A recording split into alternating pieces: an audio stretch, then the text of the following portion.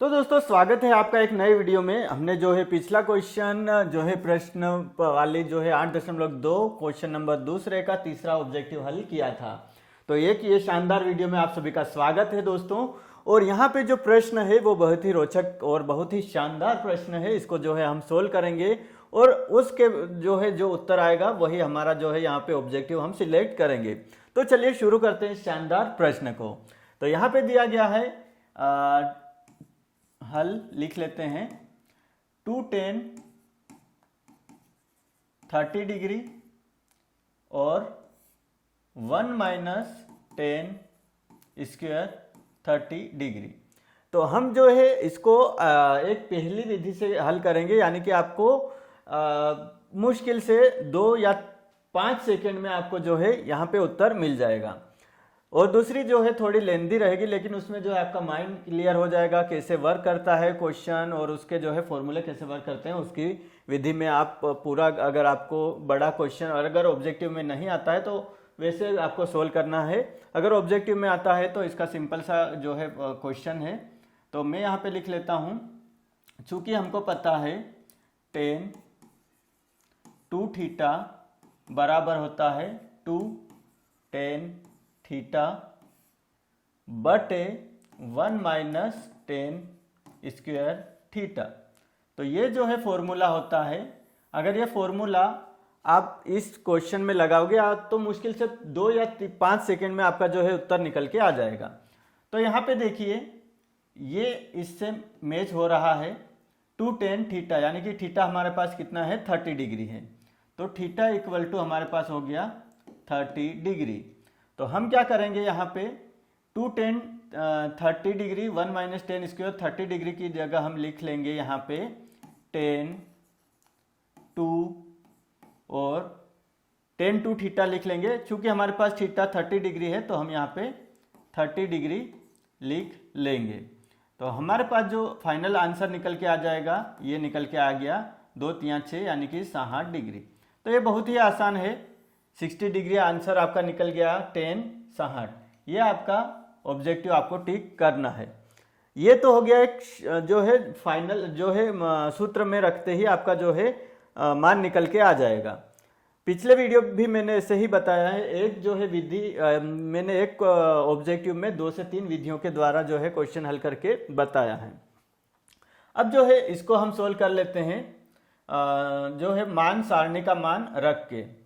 तो यहाँ पे मैं इसको क्लियर कर रहा हूँ और जो है यहाँ पे इसको हम सोल्व करेंगे next.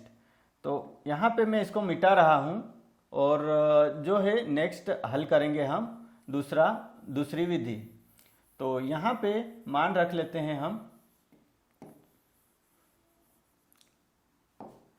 2 tan 30 degree 1 minus tan square 30 degree.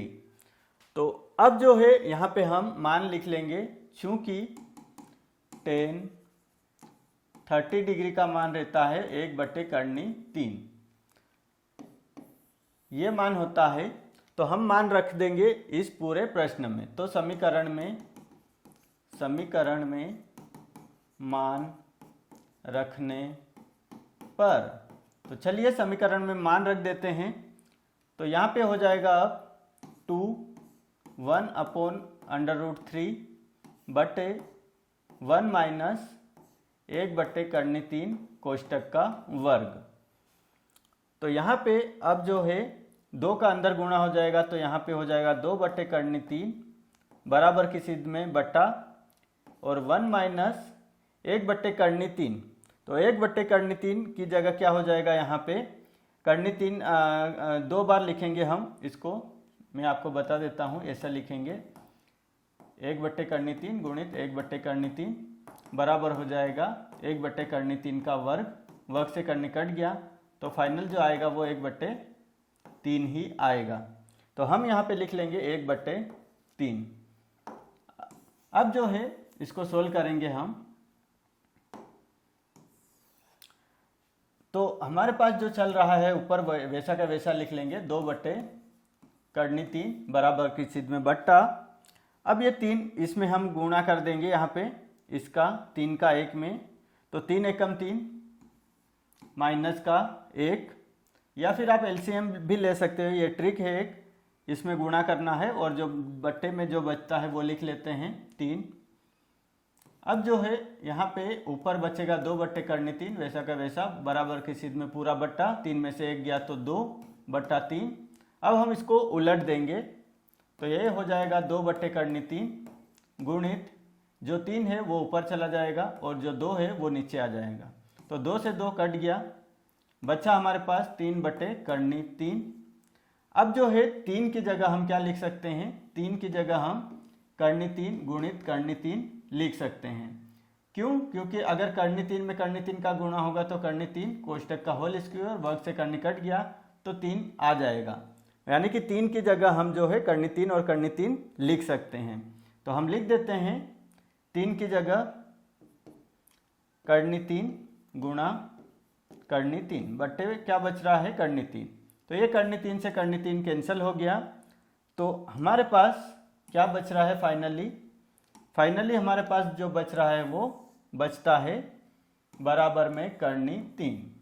और हमको पता है कि tan 60 डिग्री का मान कितना होता है, करनी 3 होता है, तो हम इस करनी 3 की जगह लिख सकते हैं tan 60 डिग्री। तो ये फाइनल जो है आंसर निकल के आया आपका क्वेश्चन नंबर 4 का सी। तो दोनों विधि से हमने जो है इस प्रश्न को हल करके देख लिया, और इस प्रश्न में जो है फर्स्ट और सेकंड विधि, अगर ये आपका कोई 3 नंबर या 4 नंबर में पूछा जाता है तो आपको इस तरीके से सोल्व करना है। यदि ऑब्जेक्टिव आता है तो आपको सिंपल वो फॉर्मूला लगा लेना है और आपका आंसर निकल के आ जाएगा। तो दोस्तों आशा है ये प्रश्न आपको जो है अच्छे से समझ में आया होगा, और अगर ये क्वेश्चन का हल आपको अच्छे से अच्छा लगा हो तो इस वीडियो को लाइक एवं शेयर जरूर करिए। साथ ही यूट्यूब चैनल को सब्सक्राइब कर लीजिए ऐसे ही गणित के रोचक वीडियोस के लिए। तो मिलते हैं छात्रों नेक्स्ट वीडियो में।